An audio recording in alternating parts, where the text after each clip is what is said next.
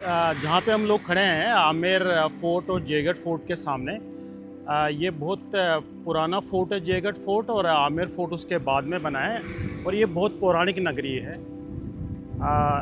इसका नाम महाभारत और रामायण काल में भी आता है। ये जिस पहाड़ के ऊपर वो जयगढ़ फोर्ट या आमेर है, ये अरावली पर्वतमाला है, और इसके चारों तरफ पहाड़ है। देखिए, इस पहाड़ के चारों तरफ पहाड़, आप घुमा के देखें कैमरा, और पूरे फोर्ट के पीछे भी है पहाड़, उस साइड भी है, चारों तरफ पहाड़, और पहाड़ों के ऊपर एक दीवार बना रखी है जो दुनिया की तीसरी सबसे बड़ी वॉल है।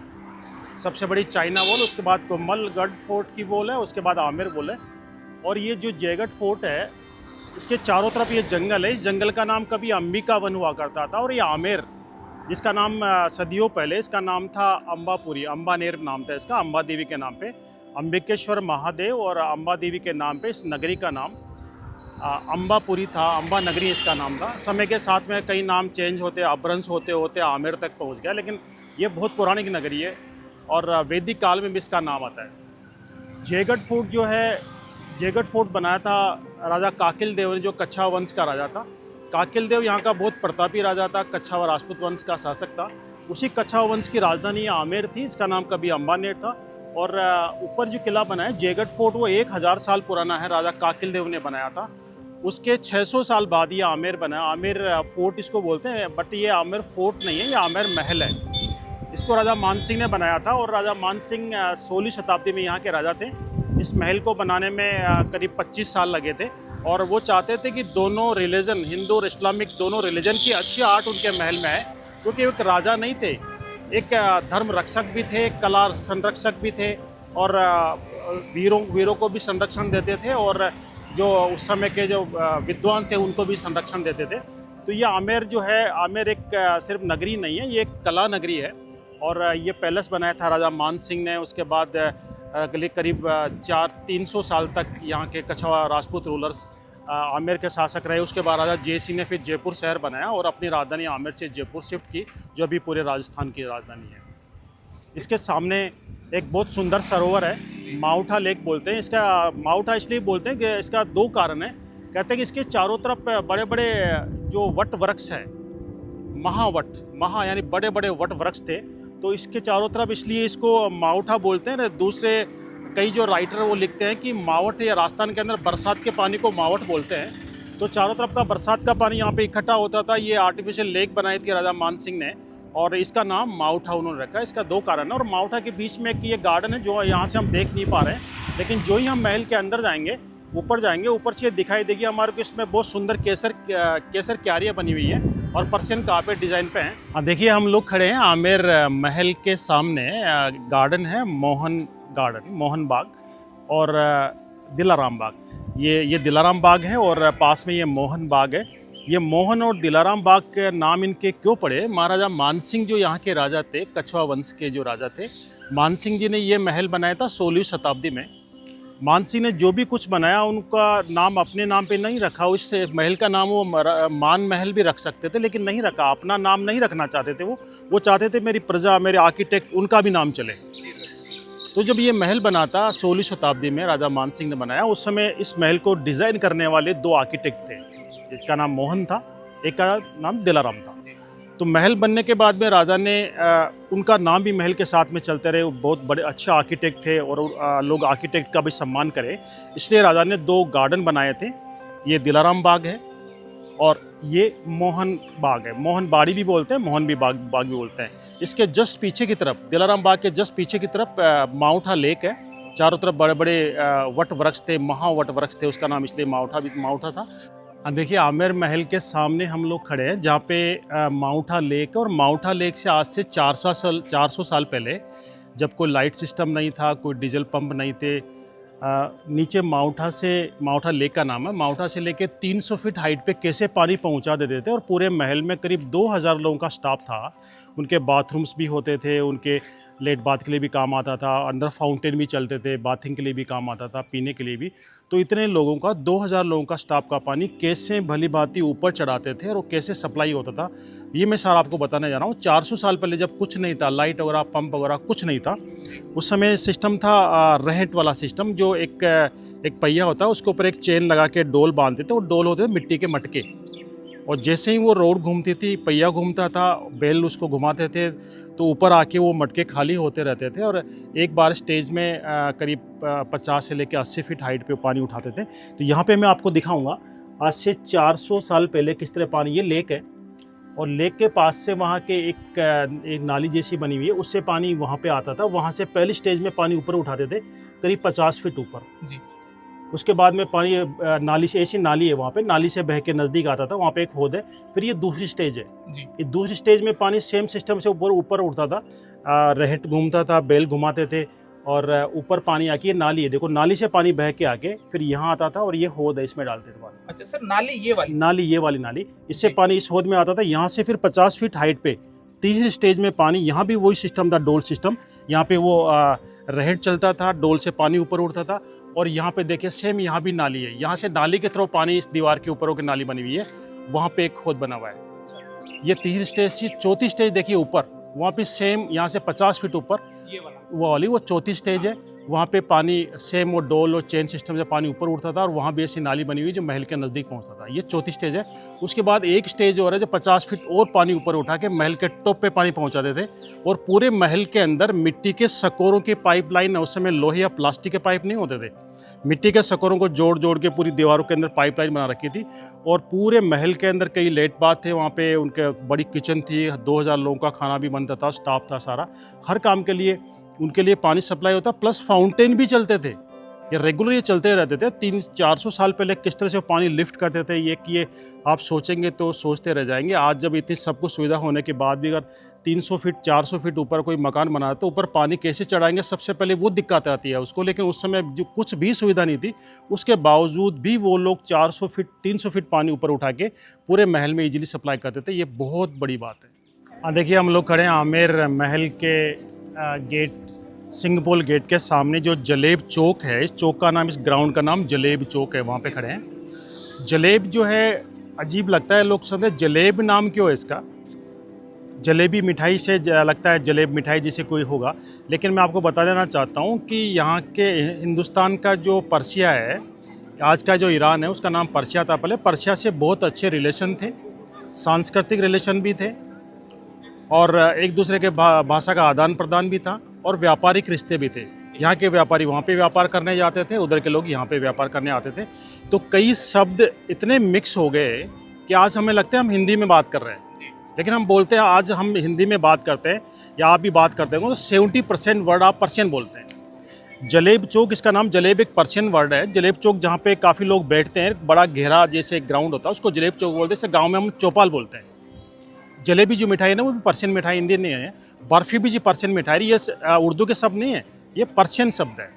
हम आम बोलचाल की भाषा में जैसे मैं बोल रहा हूँ, बात करते हैं, बात जो करना है, बात जो वर्ड है, ये भी पर्शियन वर्ड है। जैसे हिंदी में वार्तालाप बोलते हैं। हवा अच्छी चल रही है, हवा, हवा वर्ड भी पर्शियन है। हिंदी में समीर बोलते हैं, वायु बोलते हैं, पवन बोलते हैं। और ये रास्ता कहाँ जा रहा है, रास्ता, रास्ता वर्ड भी पर्शियन वर्ड है, ये हिंदी का वर्ड नहीं है। रास्ता को बोलेंगे हम हिंदी के अंदर मार्ग। तो ये जलेब चौक था, इसका नाम जलेब चौक जलेबी से मिला, जहाँ पे जलेबी की तरह, जलेबी एक घेरा होता है, उसकी तरह एक गोल ग्राउंड जहाँ पे लोग बैठते हैं। ये ग्राउंड था पब्लिक के लिए। पब्लिक यहाँ पे आती थी जब राजा के महल में या राज परिवार में कोई उत्सव का माहौल होता था, राजा युद्ध जीत के आते थे, अपनी तरफ से कोई प्रोग्राम अरेंज करना चाहते थे, या राज परिवार में कोई राजकुमार का जन्म हुआ या कोई खुशी का माहौल होता था, तो उस समय पब्लिक के लिए राजा अपनी तरफ से कुछ डांस, नाच गान का प्रोग्राम अरेंज कराते थे और पब्लिक यहाँ तक आ सकती थी। जलेब चौक के बाद में जब ऊपर आमेर महल में जाते हैं, सीढ़ियाँ जो जा रही है, सीढ़ियाँ जा रही है ऊपर सामने सिंघपोल गेट के लिए।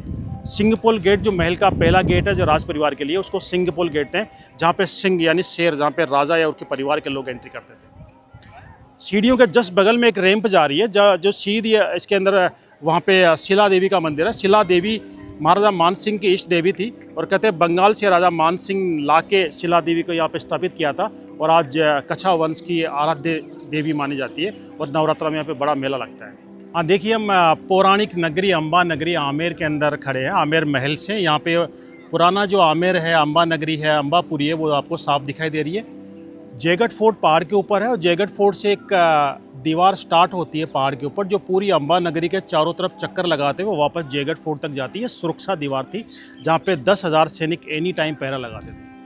जहाँ पे हम लोग खड़े हैं, ये वाला आमेर महल, ये 16वीं सेंचुरी में राजा मान सिंह ने बनाया था। राजा मान सिंह से पहले, क्योंकि आमेर तो उनकी कैपिटल 11वीं सेंचुरी से ही है रेगुलर कच्छा वंश की, लेकिन 16वीं शताब्दी से पहले, ये महल बनने से पहले कच्छावा जो राजवंश था उनके महल, ये जो पुरानी काली बिल्डिंग दिखाई दे रही, ये उनका महल हुआ करते थे। और जो कहते हैं कि जोधाबाई का जन्म हुआ आमेर के अंदर, वो जोधाबाई का जन्म इन्हीं महलों में हुआ था। लेकिन मैं आपको बता दूं, एक बड़ी कंट्रोवर्सी है, जोधाबाई का जन्म वहाँ पे हुआ था, उन महलों में हुआ था, लेकिन जोधाबाई कोई राजकुमारी नहीं थी। जोधाबाई दासी पुत्री थी। महाराजा भारमल की शादी हुई थी जोधपुर की राजकुमारी से, और जोधपुर की राजकुमारी जब शादी होकर यहाँ पे आमेर आई तो उनके साथ में कई दासियाँ आई थी। उन दासियों में हिंदू भी थी, पर्शियन भी थी, क्रिश्चियंस भी थी। उसमें से एक पर्शियन दासी थी, ईरानी दासी थी, जो मुस्लिम थी, शिया मुसलमान थी। वो प्रेग्नेंट थी, यहाँ पे आई। उसका पति जो था महाराजा भारमल के साथ में युद्ध में जाता था, और युद्ध में वो वीरगति को प्राप्त हो गया। वीरगति को प्राप्त उस समय उसकी पत्नी जो थी, वो दासी थी, वो प्रेग्नेंट थी। और कुछ समय बाद में उसके एक बच्ची हुई, और बच्ची होते समय डिलीवरी पीरियड में उसकी माँ की खत्म हो गई, दासी खत्म हो गई। वो जो बच्ची थी, छोटी थी, उसके बाप पहले खत्म हो गए थे, उनकी माँ की पहले मृत्यु हो चुकी थी। वो बच्ची बिल्कुल छोटी थी। भारमल की जो वाइफ जोधपुर की राजकुमारी थी, वो जोधपुर से आई थी, उसकी दासी की पुत्री थी, इसलिए उसे लगाव था। पीहर से अगर कोई भी छोटी भी चीज़ होती है तो हर लेडीज़ को आज भी लगाव होता है, चाहे पीहर का कुछ भी हो। उस बच्ची से लगाव था कि ये बच्ची मेरे पीहर की, इसके माँ बाप दोनों खत्म हो गए, तो हमारी जिम्मेदारी इसको पाल पोस के बड़ा करना। तो मानवता दिखाते हुए जोधपुर की राजकुमारी भारमल की वाइफ, जो यहाँ की रानी थी, उसने अपने हाथों से उसको पाला, बड़ा किया, राजकुमारी की तरह अपने बेड पे सुलाया, अपने हाथों से दूध पिलाया और उसको बड़ा किया। बड़े होने के बाद उसकी शादी की चिंता सताने लगी। उनको पता था कि हिंदू रिलीजन से बिलोंग को नहीं करती है, तो इसका रिलीजन भी खराब नहीं हो और अच्छे राजघराने से इसका संबंध हो, ये हमारी जिम्मेदारी है। उस समय राजा भारमल के टाइम में उनके लड़के थे भगवान दास, और अकबर जियारत करने आगरा से अजमेर जा रहा था। जयपुर के पास में सांगनेर, वहाँ पे उनका डेरा था। राजा भारमल की जिम्मेदारी थी, उनके राजिम होकर निकल रहे थे, शाही सेना का खाने पीने का इंतजाम करना। वहाँ पे जाके अकबर से बात हुई, और अकबर से उन्होंने बताया कि ये बात है, मैंने बच्ची की तरह उसको पाला है, वो है मुसलमान, लेकिन और किसी को पता नहीं है राज परिवार के लोगों, खास लोगों के अलावा, कि ये हमारी बेटी है, ये नहीं है। मैं बेटी की तरह मैंने पाला, राजमहलों में रही है, और सब कुछ हिंदू रीति रिवाज से उसका सब कुछ हुआ है, लेकिन मैं चाहता हूँ अगर बादशाह आप सहमत हो तो उसके हाथ आपको देना चाहता हूँ।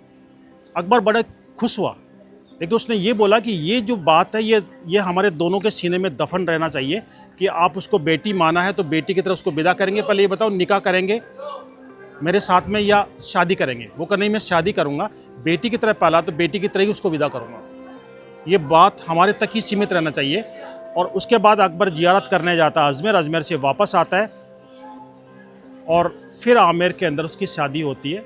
शादी करके अकबर के साथ जब विदा करते हैं, उनके साथ में उनके नौरत भी साथ थे अकबर के। अकबरनामा जिसने लिखा, अबुल फजल, वो भी उनके साथ था। अबुल फजल ने अकबरनामा में साफ लिखा है कि जब आमेर के महलों से जोधाबाई को विदा कर रहे थे, जोधाबाई नाम इसलिए रखा कि जोधपुर की जो दासी पुत्री थी, जोधपुर से आई थी, इसलिए उसका नाम जोधाबाई रखा। जब वो आमेर के महलों से विदा कर रहे थे तो किसी भी राज परिवार के आंखों में आंसू नहीं थे, और कह रहे थे कि राजा ने देखो कितनी सफाई से अपना धर्म निभाया, अपना धर्म भी निभा दिया, और उसको कैसे महलों में पहुंचा दिया है। उसके बाद शिया जो गुरु थे, शिया जो धर्म गुरु थे, उनका लेटर भी आमेर के अंदर आया था, आमेर के राजाओं के लिए, कि राजा आपने एक शिया लड़की को कितने अच्छे घर में पहुंचाया, हम आपका शुक्रिया अदा करते हैं, अल्लाह से आपकी दीर्घ आयु की कामना करते हैं। और महाराजा सिख गुरु गोविंद सिंह ने भी इसके बारे में लिखा कि राजपूत तलवार के साथ में दिमाग भी चलाना सीख गए। तो जोधाबाई का जन्म यहाँ पे हुआ था, नीचे वाले महलों में, लेकिन वो राज परिवार से बिलोंग नहीं रखती थी, वो दासी पुत्री थी। और राजा भारमल ने उसकी शादी अकबर से इसलिए की थी कि उसका धर्म भी निभ जाए और मुगलों से दोस्ती भी बन जाए, क्योंकि उस समय साउथ के अंदर पठानों का बड़ा स्ट्रॉन्ग चल रहा था। तो पठानों को कब्जा करने के लिए उन्होंने मुगलों का साथ जरूरी था, मुगलों का साथ लेके पठानों का सफाया किया। उसके बाद फिर धीरे धीरे मुगलों के ऊपर हावी होते गए, और हिंदुस्तान और सनातन को बचाने के लिए ये रिश्ता कायम किया था, लेकिन रिश्ता उनका ब्लड रिलेशन नहीं था। तो ये उनकी कहानी है। और उसके पास में आमेर एक बहुत पौराणिक नगरी है, और यहाँ पे मंदिरों की एक नगरी है। छोटे से आमेर के अंदर करीब 500 मंदिर है, जिसमें एक मंदिर मैं आपको दिखाऊंगा, शॉर्ट में बताऊंगा, ज़्यादा टाइम नहीं लूँगा। वो सामने जगत शिरोमणि मंदिर है। यह जगत शिरोमणि मंदिर के अंदर जो मूर्ति लगी है वो ही भगवान कृष्ण की मूर्ति है जो चित्तौड़ के किले में थी, जहाँ पे मीराबाई खुद पूजा करती थी। जब मुगलों का वहाँ पे अटैक हुआ, राजा मानसिंह अकबर के सेनापति थे, तो वहाँ पे जितनी भी मूर्तियाँ थी सारी मूर्तियाँ निकाल ली और अपनी राजधानी आमेर में पहुँचाई थी। जब मुगलों का प्रभाव कम हुआ और वो कुछ को वापस वहाँ पे स्थापित कर दिया। कुछ मूर्तियाँ थी जो आमेर के अंदर भी रह गई, आमेर में स्थापित की थी। उसमें से एक मूर्ति वही भगवान कृष्ण की है जो चित्तौड़ किले से लाके राजा मान सिंह ने वहाँ पे स्थापित की थी। उसका नाम जगत शिरोमणि मंदिर है, क्योंकि महाराजा मान सिंह के बड़े लड़के जगत सिंह का नाम था। वो समय से पहले देवलोक हो गए थे। उनके नाम पे और भगवान कृष्ण के नाम पे उस मंदिर का नाम दोनों के नाम पे रखा है, जगत सिंह के नाम पे और शिरोमणि भगवान कृष्ण के नाम पे, जगत शिरोमणि मंदिर। अगर कभी आप आमेर आए तो वहाँ पे आमेर भगवान कृष्ण के दर्शन करना नहीं भूलें, क्योंकि वो ही मंदिर है जिसकी पूजा खुद मीराबाई, भक्त शिरोमणि मीराबाई करती थी। वो ही मंदिर है वो। हाँ देखिए, जहाँ पे हम लोग खड़े हैं ये आमेर महल के अंदर सिंहपुल गेट में अंदर आने के बाद जहाँ पे दीवाने आम है, जहाँ पे राजा का दरबार लगता है, वहाँ पे हम लोग खड़े हैं। यहाँ से सामने दिखाई दे रहा है गणेश पोल गेट। गणेश की पेंटिंग है, पोल गेट को बोलते हैं। उसके ऊपर एक छोटा सा महल है जिसमें जाली लगी हुई है, उसको बोलते हैं सुहाग मंदिर। ये दरबार है जहाँ पे राजा का दरबार लगता था, दीवाने आम, जहाँ पे यहाँ पे पब्लिक बैठती थी। यहाँ पे राजा का सिंहासन बीच में लगता था और चारों तरफ उनके चेयर पे उनके मंत्रीगण होते थे, ऑफिसर्स होते थे। यहाँ पे ये न्यायालय था, यहाँ पे न्याय होता था। लेकिन जब राजा की मीटिंग यहाँ पे होती थी, राजा यहाँ पे न्याय करते थे, उस समय पब्लिक के साथ में रानियों की भी नज़र होती थी, रानियों के पर्दा होता था। इसलिए देखिए वो जो महल है सामने जाली वाला, उसके पीछे एक ब्लैक पर्दा लगा होता था, तो अंदर कौन बैठा है वो नहीं दिखता था बाहर से, लेकिन अंदर से बाहर इजीली दिखता था। तो वो अंदर से बाहर देख सकती थी, लेकिन anybody could not see out to in, वो आराम से देख सकती थी। और जब राजा मीटिंग के बाद में अंदर जाते थे, ऊपर से फूल डाल के राजा का वेलकम करते थे। लेकिन वेलकम जब ही होता था जब राजा कोई अच्छा न्याय करके उठे हो, जिस किसी की भी सुनवाई होनी होती थी, जिसका किसी का भी डिसीजन होना होता था उस दिन, तो उसका पूरा बैकग्राउंड रानी मालूम करती थी। किसी को आज बड़ा गुनाह किया है, सजाए मौत मिलनी है, या किसी को आजीवन कारावास मिलना, तो उसका पूरा बैकग्राउंड खंगालती थी, बैकग्राउंड का पता करती थी कि किसी ने अगर बड़ा गुनाह किया उसको सज़ा तो मिलना चाहिए, लेकिन उसके पीछे कौन लोग हैं। कहीं ऐसा तो नहीं है परिवार के अंदर वो एक ही कमाने वाला हो, बुढ़े माँ बाप और छोटे बच्चे अगर है तो उसको अगर सज़ा मिलती है आजीवन कारावास या सजाई मौत, तो उसकी बड़ी सज़ा उनके बच्चे बूढ़े माँ बाप को मिलती थी कि उनको संभालने वाला कोई नहीं होता था। ऐसी परिस्थिति में रानी उस समय तो राजा के सामने आके राजा ने जो डिसीजन दिया है, सजाए मौत या उनको आजीवन कारावास, उसको रोक नहीं सकती थी, लेकिन पर्दा वाला सिस्टम था। लेकिन जब राजा मीटिंग करने के बाद में जब सभा से उठ के अंदर जाते थे महल के अंदर, तो ऊपर से फूलों की वर्षा नहीं करती थी। वो ही एक विरोध करने का तरीका था। राजा समझ जाते थे मुझसे कोई गलती हुई है। उसके पास में कोप भवन है, कोप रूम है, जहाँ पे रानी नाराज होकर उस गेट के अंदर महल के अंदर चली जाती थी और गेट बंद कर लेती थी। राजा उसको मनाने जाते थे, फिर वो अपनी जो उसकी जिसके साथ में किसी का न्याय हुआ उसको सज़ा को वो पोस्टपोन्ड करवाती थी, ताकि उसको सज़ा तो मिलनी चाहिए, लेकिन जब वो बच्चे बड़े हो जाए और वो जब बुढ़े माँ बाप भगवान को प्यारे हो जाए, उसके बाद ही उसको सज़ा मिले, ताकि उन बुढ़े माँ बाप को सज़ा नहीं मिले और उन छोटे बच्चों को सज़ा नहीं मिले। सज़ा तो उसको मिलना चाहिए, लेकिन पोस्टपोन्ड उसको करवाती थी। और ये जो महल जो ये मैंने बताया, ये आमेर जो महल बना है, आमेर महल बनाने से पहले राजा मान सिंह ने हिंदुस्तान के हर अच्छे आर्किटेक्ट से, अच्छे आर्टिस्ट से कांटेक्ट किया था। उसमें अच्छे रिलीजन के लोग भी थे, क्रिश्चियन भी थे, हिंदू भी थे उसके अंदर, और पर्शियन भी थे, इस्लामिक भी लोग थे। तो राजा मान सिंह ने महल बनाने से पहले जो अच्छे आर्किटेक्ट सेलेक्ट किए उसमें इस्लामिक भी थे और हिंदू भी थे। तो दोनों रिलीजन की अच्छी आर्ट उनके महल में इसलिए बनाई थी। यहाँ पे आपको साफ दोनों आर्ट साफ झलक नज़र आएगी। ये जो महल है मैं आपको पास में दिखाता हूँ। ये जो दीवाने आम है, दीवाने आम के अंदर देखिए वाइट पिलर भी है और पिंक पिलर भी है। ऐसा नहीं है कि वाइट पिलर की वाइट मार्बल की उनके पास कमी थी इसलिए बाद में कुछ रेड पिलर लगाने पड़े। इसके पीछे एक दोनों रिलीजन की अच्छी आर्ट और दोनों रिलीजन की अच्छी आर्ट उनके महल में आए, वो चीज़ इसके अंदर दी गई है। यहाँ पे आप देखेंगे जो वाइट पिलर है, वाइट पिलर इस्लामिक आर्ट का इंडिकेशन है, क्योंकि इस्लाम के अंदर वाइट और ब्लैक को ज़्यादा यूज़ करते हैं। ये जो पिंक पिलर है, पिंक पिलर चारों तरफ पिंक पिलर है, ये हिंदू आर्ट का इंडिकेशन है। इस बात का भी इंडिकेशन कि बीच में इस्लाम है और चारों तरफ हिंदू है, यानी इस्लाम को प्रोटेक्ट भी यहीं के राजाओं ने किया था। और ये भी है इसके अंदर जितने भी आप कार्विंग देख रहे हैं, चाहे ये रेड पिलर है चाहे वाइट पिलर है, इसके अंदर जो पत्थरों में कार्विंग की हुई है फूल पत्तियों की, ये सारी इस्लामिक आर्ट है, क्योंकि इस्लाम के अंदर फूल पत्तियाँ और शिकार के दृश्य होते हैं। और हर पिलर के ऊपर, चाहे वो रेड पिलर है चाहे पिंक पिलर है, इसके ऊपर हाथी की ट्रंक बनी हुई है, हाथी का सर बना हुआ है। ये गणेश का इंडिकेशन है, हिंदू आर्ट का इंडिकेशन है, यानी नीचे इस्लामिक आर्ट है, ऊपर हिंदू आर्ट है। साइड में जो प्लेन छत है ये हिंदू आर्ट का इंडिकेशन है, और जो बीच में गुंबज की तरह गोल छत है ये इस्लामिक आर्ट का इंडिकेशन है। मेरे कहने का मतलब ये है, महाराजा मान सिंह ने जब महल बनाया था उस समय दोनों रिलीजन की अच्छी आर्ट उनको अपने महल में रही थी। और यहाँ पे चारों तरफ उनके मंत्री वगैरह होते थे, बीच में राजा का सिंहासन यहाँ पे होता था, और यहाँ पे ये न्यायालय था, उस समय यहाँ पे न्याय होता था। और साइड में जो वो रूम है देखिए, वो राजा के आराम करने का, दिन में कुछ समय के लिए आराम करने के लिए उनका बेड लगा होता था। ड्रेस चेंज करना हो या आराम करना हो, उनके लिए ये महल था अंदर। और जब वो वापस प्रिपेयर होकर तैयार आते थे वापस दरबार हाल में, तो वापस यहाँ पे आते थे, उनके लिए ये रूम बना हुआ है। इसके बाद हम लोग जाएंगे 27 कचहरी, 27 कचहरी। 27 कचहरी क्या थी, किसके लिए बनाई थी, और उसका नाम 27 कचहरी क्यों है, मैं आपको वहीं जाके बताऊँगा। हाँ देखिए, हम लोग खड़े हैं आमेर महल के अंदर। जो 27 कचहरी है, 27 कचहरीज, 27 कचहरी इसलिए इसका नाम है क्योंकि आमेर जो रियासत है, एक तरह से उस समय इसको देश मानते थे। ये मारवाड़ देश, ये ढूंढाड़ देश, ये हाडोती देश। तो ढूंढाड़ देश की राजधानी थी उस समय आमेर, अम्बा नगरी। और आमेर के राजा उस समय केंद्र के शासक होते वैसे थे, और उनके अंडर में जो छोटे राजा होते थे उनको सामंत बोलते थे।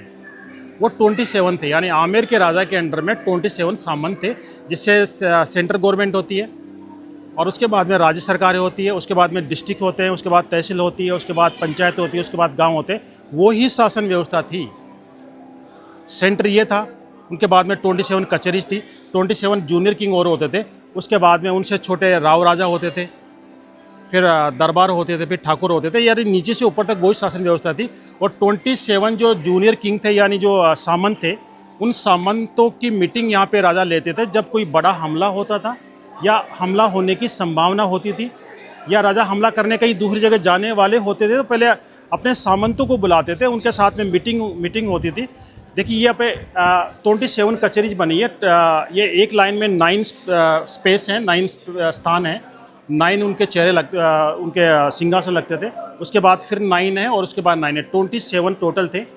यहाँ पे आमेर के राजा के साथ में सामंतों की मीटिंग होती थी, उनसे चर्चा होती थी, और फिर कोई बड़ा निर्णय लेके युद्ध के लिए जाते थे या दुश्मन का सामना करने के लिए वो तैयारी करते थे। तो ये 27 कचहरीज है। और 27 कचहरीज के अंदर देखिए जो पिलर है, पिलर सारे पत्थर के बने, बलुआ पत्थर है, लेकिन पत्थर के ऊपर जो ये प्लास्टर किया हुआ है ये बड़ा इंपॉर्टेंट है। ये आज का नहीं है, 400 साल पुराना, 400 साल पुराना प्लास्टर है, जिसमें सीसेल पाउडर, चूने के अंदर सीसेल पाउडर मिक्स है, और इसी वजह से ये काफ़ी चिकना है, ठंडा है और वाटरप्रूफ है।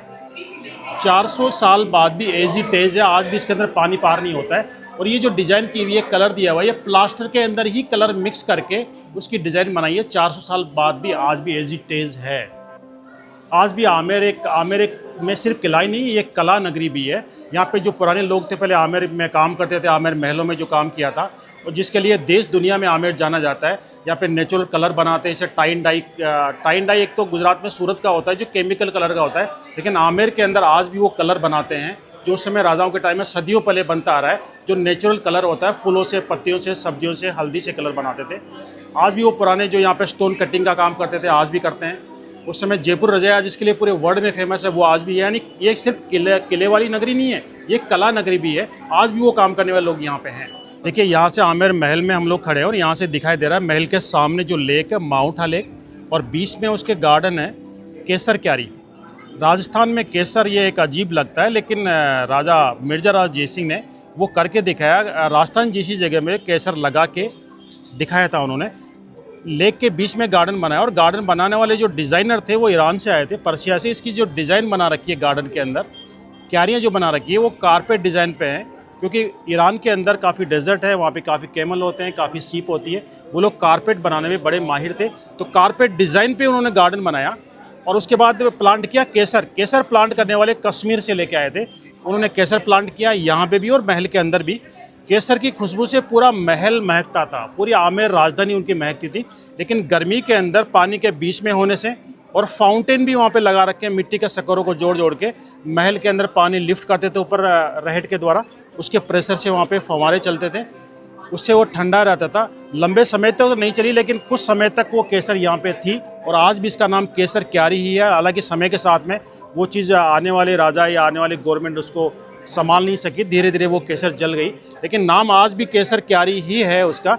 और यहाँ पे इस महल से जब रानियाँ जाती थी केसर के बाग में जाके वहाँ पे केसर लेती थी, फूल लेती थी, उसके बाद में नौका विहार करते हुए जो सामने गाड़ियाँ खड़ी है पार्किंग, उसके बाद में वहाँ पे मनसा माता का मंदिर है जहाँ पे देवी करती जाती, पूजा करने के बाद वापस नौका विहार करते हुए गार्डन में होते हुए के महल के अंदर आती थी। उनका रोज़ का ये रूटीन था। और ये रास्ता है, देखिए रास्ता नीचे मेन रोड से जयगढ़ फोर्ट के लिए भी जाता है, जहाँ पे हाथी पे भी जाते थे राजा लोग, घोड़ों पे जाते थे। आजकल लोग पैदल भी जा सकते हैं। और ये अगर आमेर महल से कोई व्हीकल लेके जाना चाहिए उसके लिए दूसरा रास्ता है। और आमेर महल के आने के लिए रास्ता भी यहाँ पे बना हुआ है, जहाँ पे हाथी भी आते हैं, यहाँ पे पैदल लोग भी आ सकते हैं। उस समय राजा का हाथी, राजा के घोड़े यहाँ से इस रास्ते से आते थे। देखिए आमेर महल के अंदर जो स्नान घर थे, जो हम्माम थे, स्टीम बाथ थे, भाप से स्नान करने घर थे, वो मैं आपको दिखाने जा रहा हूँ। आज से 400 साल पहले भी वो लोग भाप से स्नान करते थे, स्टीम लेट बाथ था। और ये हम्माम जो शब्द है ये भी पर्शियन वर्ड है, मैंने आपको बताया पर्शियन शब्द हमारे भाषा में काफ़ी मिक्स है। मैं जो आपको दिखाने जा रहा हूँ इसके अंदर, यहाँ पे ये स्टीम बाथ था जेंट्स के लिए, जेंट्स और लेडीज़ के लिए सेपरेट था। लेडीज़ के लिए अलग हम्माम था, स्नान घर था, और जेंट्स के लिए अलग था। तो मैं जेंट्स वाला स्नान घर आपको दिखाने जा रहा हूँ, जो एक मुकुट की तरह बना है, जो टर्किश एक मुकुट होता है उसकी तरह बना हुआ, उसकी डिज़ाइन ये टर्किश मुकुट की तरह इसकी डिज़ाइन बना रखी है, जैसे मुगलों के मुकुट होते थे। और यहाँ पे स्नान कैसे होता था भाप से, देखिए मैं आपको यहाँ दिखाता हूँ। नीचे बैठ के यहाँ पे गर्म पानी उधर से बहता हुआ आता था, थोड़ा पानी यहाँ पे स्टोर रहता था, उसके बाद वो पानी आगे निकल जाता था। और जैसे ही भाप ऊपर उठती थी, इसका गोल शेप दे रखा, तो भाप यहाँ पे रोल होती थी। जिसको भाप में स्नान करना हो, स्टीम लेना हो, वो पानी गर्म पानी में उतरता था, ये पूरा भाप से भर जाता था और स्टीम बाथ होता था। ये टर्किश डिज़ाइन में बना, ये जेंट्स के लिए था। लेडीज़ के लिए जो स्टीम बाथ था उनका, वो मैं आपको अलग अंदर दिखाने जा रहा हूँ। देखिए हम बाथरूम में जा रहे हैं, स्टीम बाथ के अंदर जो फीमेल के लिए था, लेडीज़ के लिए था, उसमें हम लोग जा रहे हैं अंदर। काफ़ी छोटे छोटे रास्ते बना रखे हैं, और उस समय लाइट नहीं होती थी, इसलिए लाइट के लिए देखो ये दीपक स्टैंड है, यहाँ पे दीपक जलते थे। दीपक स्टैंड यहाँ पे बने हुए हैं। अंदर हम लोग आएंगे, देखिए ये दीपक स्टैंड है, यहाँ पे बीच में दीपक रखते थे, दोनों साइड में ग्लास लगे हुए थे, दोनों साइड में रोशनी निकलती थी। सेम इस तरह के दीपक अंदर भी बने हुए हैं, ये सनलाइट के लिए है। और ये देखो दीपक स्टैंड यहाँ पे है।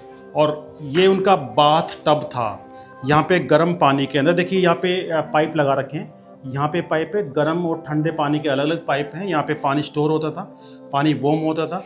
रानी वहाँ पे पहले वहाँ पे उनको स्पा होती थी, उनकी मालिश होती थी, दासियाँ मालिश करती थी। उसके बाद में यहाँ पे पानी के बाथ टब में आके वो डुबकी लगाती थी। उससे पहले देखिए ये पानी गर्म और ठंडा दोनों होता है, एक तरफ पाइप गर्म पानी का, एक तरफ ठंडे पानी का। जितना गर्म करना हो, मिक्स करना हो, पानी मिक्स होता था।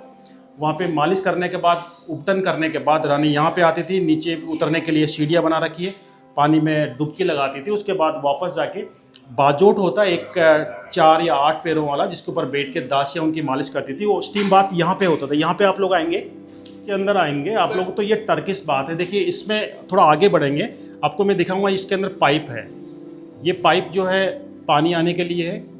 पीछे कोयले को गर्म करके, कोयले से पानी गर्म करते, तो पानी यहाँ पे गर्म पानी आता था। उसके बाद में पानी यहाँ पे आता था,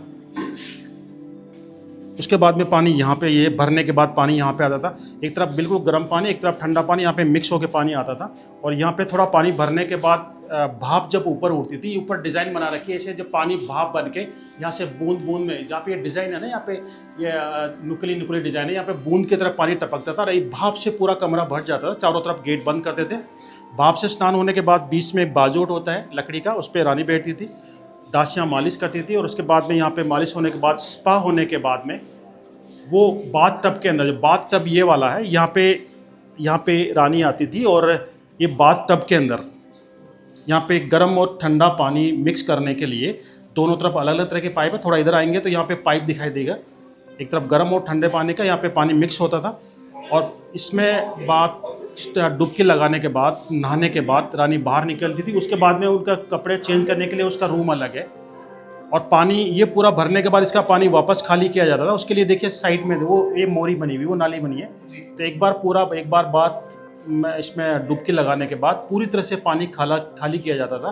उसके बाद में फिर दूसरी रानी आती थी, क्योंकि रानियाँ भी कई होती थी। एक पट रानी जो चीफ रानी होती थी, ये फिक्स था कि पट रानी जो बड़ी रानी होगी वो चीफ रानी होगी, उसका पहला लड़का ही राजा बनेगा, वही उत्तराधिकारी होगा, ताकि उत्तराधिकारी के लिए संघर्ष नहीं हो, ये उनमें फिक्स था। लेकिन मुगल बादशाहों में ये फिक्स नहीं था कौन राजा बनेगा, इसलिए उनमें आपस में सत्ता संघर्ष होता था, आपस में भाइयों को मार डालते थे, बाप को कैद कर डालते थे। लेकिन ये इनमें फिक्स था राजा कितनी भी शादियाँ करेंगे, और शादियाँ भी अय्याशी के लिए शादियाँ नहीं करते थे वो लोग, शादियाँ करते थे ताकि जो क्षत्रिय युद्ध में मारे जा रहे हैं, जिनकी जनसंख्या कम हो रही है, वो वापस कवर करने के लिए ज़्यादा शादियाँ करते ताकि जितने वो लोग मारे जाएँ उससे डबल वापस पैदा हो और इस देश और सनातन को बचा सके, इसलिए ज़्यादा शादियाँ करते थे। ये उनका स्टीम बाथ था, टर्किश बाथ। हाँ, ये जो बाथ स्नान करने के बाद फिर इस रूम में आती थी, और यहाँ पे आने के बाद यहाँ पे सनलाइट के लिए रास्ता बना रखा है और गेट बंद होते थे, यहाँ पे पर्दे लगाने के लिए रिंग भी लगे हुए हैं। तो इस रूम के अंदर रानियाँ अपनी ड्रेस चेंज करती थी, ये ड्रेस चेंज करने के लिए था, वो स्पा के लिए था, और उसके बाद में बाथ टब जो मैंने आपको दिखाई थी उनका स्टीम बाथ था जो टर्किश डिज़ाइन पे बना हुआ है। स्टीम बाथ के बाद में आपको बताने जा रहा हूँ जो उनके टॉयलेट्स कैसे होते थे। हर आदमी की ये होता है, आपने राजा का महल देखा, रानी का महल देखा, लेकिन उनके टॉयलेट कैसे होते थे, तो मैं आज उनका टॉयलेट दिखाने जा रहा हूँ। टॉयलेट इसके अंदर काफ़ी हैं महल के अंदर। तो ये टॉयलेट्स इस तरह के होते, देखिए इस तरह के टॉयलेट्स होते थे, और इनको एक बार यूज़ करने के बाद हर बार उनको पानी डाल के साफ़ किया जाता, हर बार यूज़ करने के बाद। इस तरह के उनके टॉयलेट्स होते थे। बाथरूम जो मैंने आपको बताया प्रॉपर, और भी काफ़ी इसमें टॉयलेट्स है जहाँ पे उनके सर्दी के अंदर गर्म पानी के लिए व्यवस्था थी, अंदर ही बड़े मटके होते थे, गर्म पानी के अलग होते थे, ठंडी पानी के अलग होते थे, मिक्स करने के दोनों की एक अलग एक छोटा टब जैसे होता है, एक कुंडी होती थी, उसके अंदर कैसे मिक्स करते थे, वो सारी चीज़ मैं आपको अंदर दिखाऊंगा। हाँ, गणेश पोल गेट आमेर महल के सामने हम लोग खड़े हैं। गणेश पोल नाम से परिभाषित है, गणेश गेट, गणेश जी की पेंटिंग है वहाँ पे, उसके चारों तरफ अलग अलग फूलों की पत्तियों की कार्विंग की हुई है, और उसके जस्ट ऊपर है उनका सुहाग मंदिर। ये महल, ये पेंटिंग, ये कलर आज से 400 साल पहले जो किया था वही कलर है, क्योंकि ये पुराने तरीके से कलर किया हुआ है। पुराना जो कलर है, पुराने समय में जो नेचुरल कलर बनाए थे उस समय केमिकल नहीं होता था, उस समय फूलों से, पत्तियों से, सब्जियों से जो कलर बनाते थे वही कलर है। इसलिए आज भी इसका कलर डल जरूर हुआ 400 साल बाद, लगातार बारिश और धूप को सहन करते हुए, लेकिन आज भी ख़त्म नहीं हुआ है। आज भी आमेर के लोग ये कलर यूज़ करते हैं। यहाँ पे पुराने जो राजा महाराजाओं के कपड़े बनाते थे जिसमें जो कलर यूज़ होता था, आज भी यहाँ के लोग वो यूज़ करते हैं। तो मैं आपको उसको नज़दीक से दिखाऊँगा किस तरह से ये कलर बनाते थे। इस कलर की ये खासियत है कि जितनी बार इसको टच करेंगे, जितनी बार इसको रफली यूज़ करेंगे, उतना ही कलर और शाइनिंग बढ़ती जाती है, और जितना कम यूज़ करते हैं, पहले ये डल होता है, केमिकल कलर में उल्टा होता है। केमिकल कलर शुरू में ज़्यादा अट्रैक्टिव होता है, ज़्यादा फास्ट होता है, लेकिन जैसे जैसे उसको यूज़ करते हैं, जैसे उसको धोते हैं, उसके कलर और शाइनिंग कम होती चली जाती है। लेकिन नेचुरल कलर में अपोजिट है। ये आपके सामने एग्जाम्पल है, देखिए यहाँ पर देखेंगे आप, तो जहाँ पर लोगों के हाथ पहुँच गए, जहाँ पे लोगों ने ज़्यादा से ज़्यादा टच किया, हज़ारों लोग आमेर देखने आते हैं, जहाँ पे जितने लोगों ने टच किया है उतनी इसकी कलर और शाइनिंग बढ़ी है, और जहाँ तक लोगों के हाथ नहीं पहुँचे वहाँ पे डल है। यानी इस कलर की खासियत ये है कि जितनी बार इसको यूज़ करेंगे, जितना इसको रफली यूज़ करेंगे, इसकी कलर और शाइनिंग बढ़ती जाती है। ये फूलों से, पत्तियों से, सब्जियों से, गाजर से, बथुए से, इससे कलर बनाते थे। और महल के अंदर हम लोग जाएंगे, देखिए ये काफ़ी डल लग रहा है कलर, ये येलो कलर काफ़ी डल लग रहा है, अंदर भी येलो कलर है, लेकिन ये येलो कलर रियल गोल्ड को पिघला के उसका कलर बनाया गया है। रात में जब यहाँ पे दीपक जलते थे, दीपक की रोशनी से इसमें शाइनिंग आती थी। अभी भी आपको ये डल लग रहा है, जैसे ही हम अंदर जाएंगे और सनलाइट हल्की सी इसके ऊपर गिरती हुई नजर आएगी तो ये एकदम चमकेंगे। अंदर आएंगे आप लोग, तो यहाँ से मैं आपको दिखाऊंगा। जैसे आप अंदर जाएंगे, यहाँ पे आएंगे, और इसको देखिए, अब वही चीज़ जो हम बाहर से डल देख रहे थे, ये जो येलो कलर डल देख रहे थे, यहाँ पे एकदम चमकता हुआ नजर आएगा दोनों, क्योंकि सनलाइट इसके ऊपर आ रही है। उस समय राजाओं के टाइम में चारों तरफ यहाँ पे दीपक स्टैंड होते थे। दीपक एक पीतल के दीपक होते, उनको पील सोच बोलते हैं, जहाँ पे ऊपर दीपक जलता था, और इसकी डिजाइन ऐसी बनी, उसका रिफ्लेक्स, दीपक का रिफ्लेक्स सीधा उसके ऊपर गिरेगा, तो ये रात के अंदर एकदम चमकता था। और ये एक चीज़ महसूस करेंगे आप, बाहर वाला जो ग्राउंड है उससे महल में आने के लिए रास्ता एकदम सीधा नहीं है। आज के जो गैलरियाँ बनाते हैं, गैलरी नहीं है ये, इसको डोडी बोलते हैं। डोडी एस की तरह बना होता है, अंग्रेजी का जो एस होता है, एस की तरह, ताकि बाहर के लोग अंदर महल में घूमने वाली रॉयल लेडीज को देख नहीं सके। ये पर्दा सिस्टम था, इसलिए एस की तरह बना रखा है। डोडी होती है, डोडी यानी टेडी, एस की तरह बना होता है, तो एस की तरह बनी हुई है। हाँ देखिए, आमेर महल के बिल्कुल सेंटर में हम लोग पहुँच गए हैं, जिसको दीवाने खास भी बोलते हैं, जहाँ पे राजा के साथ उनके खास लोग ही आ सकते थे। ये दीवाने खास भी था, इसको शीश महल भी बोलते हैं। और उसके सामने जो गार्डन है, इस गार्डन को भी उन्हीं लोगों ने डिज़ाइन किया था जो बाहर वाले लोगों ने डिज़ाइन किया था, यानी पर्शिया के लोग आए थे और प्लांट करने वाले, केसर लगाने वाले कश्मीर से लोग आए थे। और ये आज फाउंटेन चल रहे हैं, ये लाइट से चल रहे हैं। यहाँ पे फाउंटेन चल रहा है और वहाँ पे ये लाइट से चल रहा है, लेकिन आज से 400 साल पहले बिना लाइट के भी फाउंटेन चलते थे और ये उसी समय के फाउंटेन है। मैंने आपको बाहर बताया था, मेन रोड से जहाँ पे लेक है, माउठा लेक, वहाँ से 5 स्टेज में पानी 300 फीट ऊपर उठा के ऊपर पानी की टंकियाँ उसमें इकट्ठा करते थे और यहाँ पे उसके प्रोसेस से फाउंटेन चलते थे। उसके अलावा जो शीश महल है, ये शीश महल इसलिए बोलते हैं कि इसके अंदर पूरा शीशे का काम किया हुआ है, पूरा ग्लास का काम है। इसके अंदर जितना भी ग्लास है सब ये बेल्जियम से मंगाया था। ये सारा बेल्जियम का ग्लास मिर्ज़ा राजा जयसिंह ने मंगाया था और मिर्ज़ा राजा जयसिंह ने यह महल बनाया था, क्योंकि उस समय बेल्जियम का ग्लास दुनिया का सबसे सुपर क्वालिटी थी। डिज़ाइन करने वाले आमेर के लोग थे। आज भी इसकी डिज़ाइन करने वाले लोग कपड़े बनाते हैं इस डिज़ाइन पे। और हर ग्लास के चारों तरफ जो पेंटिंग की हुई है ये गोल्ड की है और ये गर्मी में ठंडा रहता था और सर्दी में गर्म रहता था, क्योंकि यहाँ पे ऊपर देखिए आप जो रिंग लगे हैं, इन रिंग्स में गर्मी के अंदर खस के पर्दे लगे होते थे। ऊपर जो पत्थरों में होल बना रखे हैं उसमें कॉपर का पाइप लगा होता था, उसमें छोटे छोटे होल थे। ऊपर पानी का टैंक था, जैसे ही पाइप में पानी छोड़ते थे खस के ऊपर पानी बूंद बूंद टपकने लगता था और गर्मी में एकदम ठंडी और सेंटेड हवा अंदर जाती थी। सर्दी के अंदर वो खसखस वाले पर्दे हटा के मोटे कपड़े के पर्दे लगाते थे और महल के अंदर चारों तरफ हर पिलर के पास में लंबे पील्स होते हैं जो पीतल के होते हैं और कॉपर या पीतल के, उसके ऊपर दीपक जलते थे। चारों तरफ वो पील्स जलते थे, दीपक जलते थे और चारों तरफ मोटे कपड़े के पर्दे लगे होते थे, जिसे उसकी रोशनी से, उसके रिफ्लेक्स से पूरे महल के अंदर ऐसे दिखाई देता था जैसे हज़ारों तारे चमक रहे हो। हज़ारों तारों की तरह ये चमकता हुआ नजर आता था। मैं आपको दिखाऊंगा, ये अभी डे लाइट है, यहाँ पे चारों तरफ लाइट आ रही है। अगर पर्दे चारों तरफ लगा दे डार्क होने के बाद, ये रात में दीपक की रोशनी में कैसा लगता था मैं आपको दिखाता हूँ मोबाइल के टॉर्च ला के इसको। हाँ देखिए, ऊपर आमेर महल के अंदर डे लाइट होते हुए देखिए मैंने आपको 2 मोबाइल चलाए हैं और मोबाइल के रोशनी से ऊपर देखे जैसे लग रहा है जैसे वो तारे चमक रहे हों, जैसे स्टार हों, तारों की तरह लग रहा है। ये डे लाइट, अगर रात हो यहाँ पे चारों तरफ पर्दे लगे हो, डार्क होने के बाद जब चारों तरफ यहाँ पे दीपक जलते थे और दीपक की रोशनी से ऊपर ऐसा लगता है जैसे हज़ारों तारे टिमटे मारे हों, आकाश, खुले आकाश के बीच में हम लोग हैं, ऐसा लगता था। तो ये पुराना तरीका था महल बनाने का और किस तरह की डिज़ाइन बनाई थी। एक चीज़ आप और यहाँ पे नोट करेंगे, यहाँ पे देखिए जितनी भी कार्विंग की है पत्थरों के अंदर, जितनी भी कार्विंग की है पत्थरों में, सारे ये कार्विंग हाथों से की हुई है। जितनी भी फूल पत्तियाँ जो गमले बना रखे हैं सारे हाथ की कार्विंग और सब में अलग अलग डिज़ाइन के फ्लावर्स हैं, सब में चेंजेज है। एक भी फ्लावर ऐसा नहीं जो सेम हो। और इसमें कई हिडन आर्ट भी है, कई छुपी हुई आर्ट भी है जो मैं आपको दिखाऊंगा। लगने में आपको ये लग रहा है कि सिंपली एक फूल का एक पेड़ है, इसके ऊपर भंवरे मंडरा रहे हैं, लेकिन आप इसको अगर एक कलाकार की नज़र से देखेंगे, आप इसको डीपली आर्ट अगर ढूंढने की कोशिश करेंगे, आपको कई आर्ट दिखाई देगी। मैं आपको कुछ आर्ट दिखाता हूँ। ये सिंपली एक फ्लावर का पेड़ लग रहा है, लेकिन इसको आप अलग अलग डिवाइड करेंगे। ये एक फूल है, इसको आप डिवाइड करेंगे इस तरह से। मैं इसको छुपा रहा हूँ तो ये लग रहा है ऊपर से नीचे हाथी की ट्रंक हो, ऊपर से नीचे ऐसा लगेगा जैसे हाथी की ट्रंक हो और नीचे से ऊपर ऐसा लगेगा जैसे मछली हो। इस पार्ट को अगर मैं छुपाता हूँ तो नीचे वाला पार्ट ऐसा लग रहा है जैसे शेर की पूँछ हो, लोइन की टेल है। और इस पार्ट को अगर मैं छुपाता हूँ तो ये ऊपर ऐसा लगता है जैसे सांप, कोबरा का एक जोड़ा है। इस पार्ट को अगर मैं छुपाता हूँ तो ऐसा लगता है इसको बिच्छू है, ये पूरा एक बिच्छू लगता है। ये बटरफ्लाई है, लेकिन इस पार्ट को अगर मैं छुपाता हूँ तो ऐसा लगता है नीचे वाला जो मुंह है इसका जैसे हिरन का सर और सींग है। इस पार्ट को अगर मैं छुपाता हूँ तो ये लगता है जैसे हाथी के कान है और वैसे बटरफ्लाई लगती है।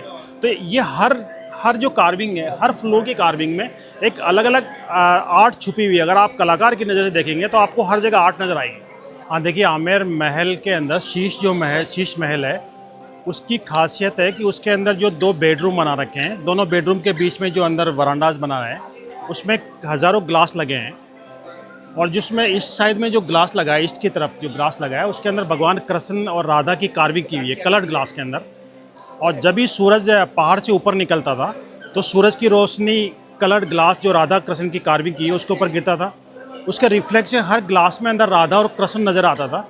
तो बेडरूम से राजा या रानी जैसे बेडरूम से बाहर निकलते थे, उनकी निगाह चारों तरफ चाहे कहीं भी गिरेगी, उनको राधा और कृष्ण नज़र आते थे।